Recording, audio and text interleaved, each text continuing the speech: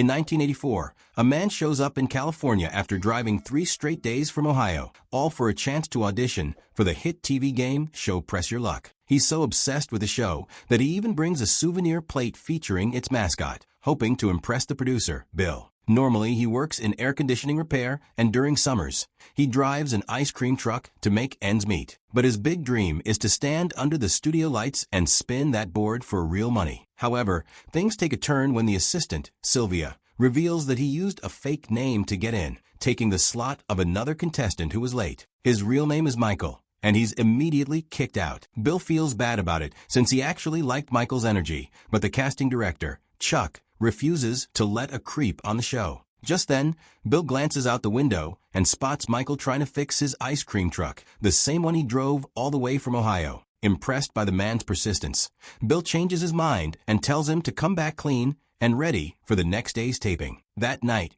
Michael goes to a thrift store to buy a jacket. In a sneaky move, he rips off a button, convinces the cashier it's damaged for a discount, then sews it right back on. The next morning, Sylvia gives Michael and the other contestants a tour of the studio. While everyone's excited, Michael can't help but sneak glances behind the scenes, eager to learn how everything works. When it's finally time to film, Sylvia brings Michael and 2 others backstage to meet the host, Peter Tamarkin, and the mascot. The crowd cheers as the cameras start rolling. Peter introduces the contestants: Ed, yesterday's returning champion, Janie, the newcomer, and Michael, the underdog with an ice cream truck and big dreams. The game begins. Peter fires off questions. Whoever buzzes in first can answer. A correct answer gives 3 spins on the prize board, while agreeing with someone else's right answer gives 1. Michael stumbles at first, buzzing too early and guessing wrong. But he keeps his cool and eventually nails 1 question before the first break. When he asks to make a quick phone call, Sylvia tells him it's not allowed. When the lights come back up, the game board flashes to life, a massive screen with cash and prizes spinning rapidly. Michael goes first. He wins $2,000,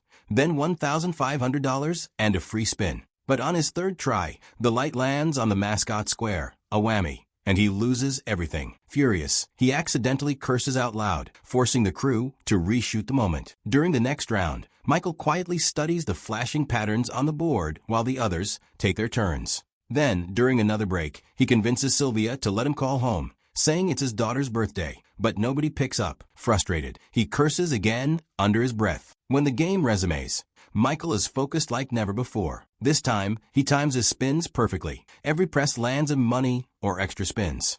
$2,000 becomes $13,000, then $20,000, and soon $28,000, a record-breaking streak. The audience goes wild, but behind the scenes, the producers start to panic. How is he doing this? They call an emergency break. Bill orders Chuck to dig up everything they know about Michael. As Peter distracts the audience with jokes about luck, Chuck digs through Michael's application and finds it almost completely blank. The phone number he listed? It's the studio's own number. Chuck remembers the ice cream truck and rushes outside to investigate. Peering through the window, he finds a stash of fake IDs, license plates, and dozens of VHS tapes. With the help of a security guard, he pries open the truck and starts going through the evidence. Meanwhile, inside the studio, Michael is on fire, over $40,000 and counting. The team considers cutting the broadcast, but they can't prove any cheating yet. Chuck pops one of the VHS tapes into a player. At first, it looks like a home movie, but soon he realizes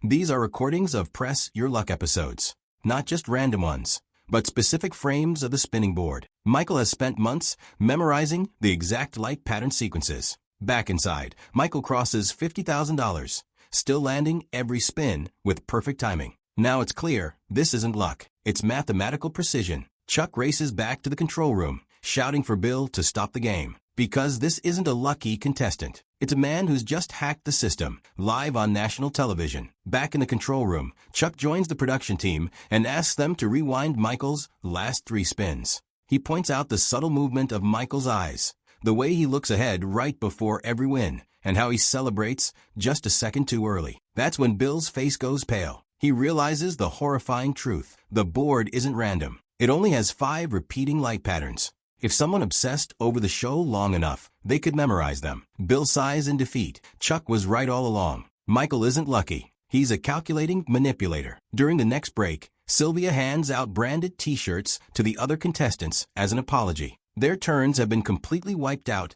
by Michael's never-ending streak. While everyone's distracted, Michael sneaks off again, noticing that the makeup artist doesn't seem to mind Peter flirting with her. Taking advantage of the chaos, he slips over to the phone. This time, his wife actually picks up. She's not happy, calling him an absent husband and father, but she lets him wish his daughter a happy birthday. Before he can say more, the studio bell rings. The break is over. Michael hangs up and freezes when he sees the mascot silently watching him from a corner of the room. Meanwhile, the production team is panicking. Technically, memorizing patterns isn't cheating, so they can't legally stop Michael. That's when Peter calls from the stage and reminds them of a home player spin rule, a segment where a contestant's winnings are shared with a random viewer at home. The team instantly sees an opportunity to rattle him. Back on camera, Peter tells the audience that for the first time in Press Your Luck history, a game has gone on so long they might still be filming past nightfall. By now, Michael's winnings are near $70,000, and he's still going strong. Then comes the home player spin. Peter explains that Michael will be paired with a random viewer, whose name is written on a sealed card in front of him. Michael opens it, and his heart stops. The name on the card is Lyle, the same man who once filed a restraining order against him. Michael's hands shake, but he forces himself to focus. He presses the button perfectly again, landing a trip to a 5-star resort in Hawaii. Peter announces that Lyle wins the same prize. Just then, a spotlight swings directly into Michael's eyes, blinding him. He yells for it to stop, and Janie joins in complaining, forcing another break. As chaos unfolds, the network CEO storms into the control room. Furious, he demands to know who designed a board with only 5 patterns, and who approved this lunatic to play. Bill immediately throws Chuck under the bus, claiming it was all his idea. Out on the stage, Janie argues with Sylvia, accusing the show of giving Michael special treatment. When she mentions his secret phone call, Sylvia drags her away before anyone can overhear. Michael, shaken,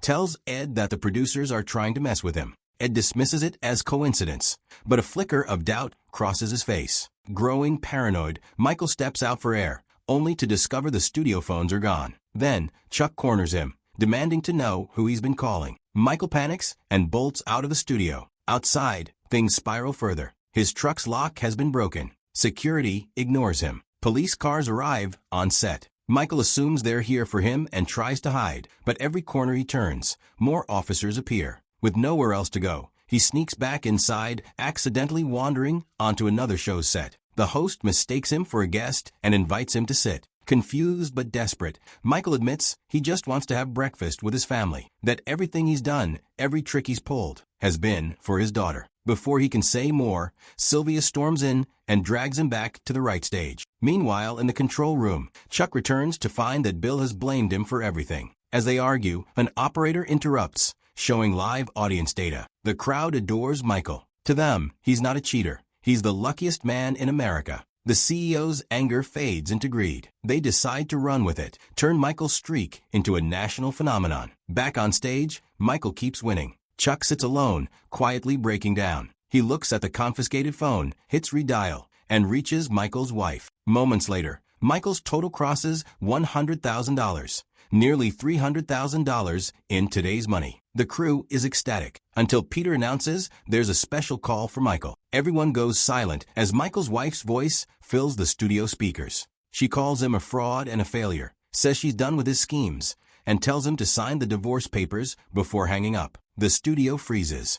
Even Peter doesn't know what to say. Michael snaps, storms off set, and disappears backstage. The crew scrambles to find out who patched that call through, until the sound tech admits he got a signed note from Bill. The editor insists they can cut this out and keep the show going, but Sylvia returns with bad news. Michael refuses to come back. Bill confronts him directly, admitting they know what he's done, but they can't prove it. He tells Michael if he wants the money, he has to finish the game, calling him a national hero. Bill convinces him to return. Before stepping back under the lights, Michael hesitates with the phone in his hand. He wants to call his wife, to say something, anything, but loses the courage. He hangs up and walks back to the stage. When the round begins, he surprises everyone by passing his turn to Ed. The audience cheers his generosity. In the control room, Bill explodes in rage, smashing the souvenir plate Michael once gave him. The team agrees this episode will air only once, and then disappear forever. Ed and Janie finish their turns.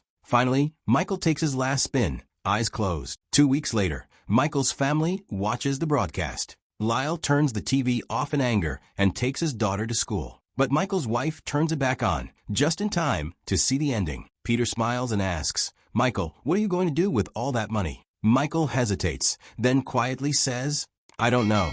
If you enjoyed this recap, don't forget to comment next for more full movie breakdowns. Thanks for watching.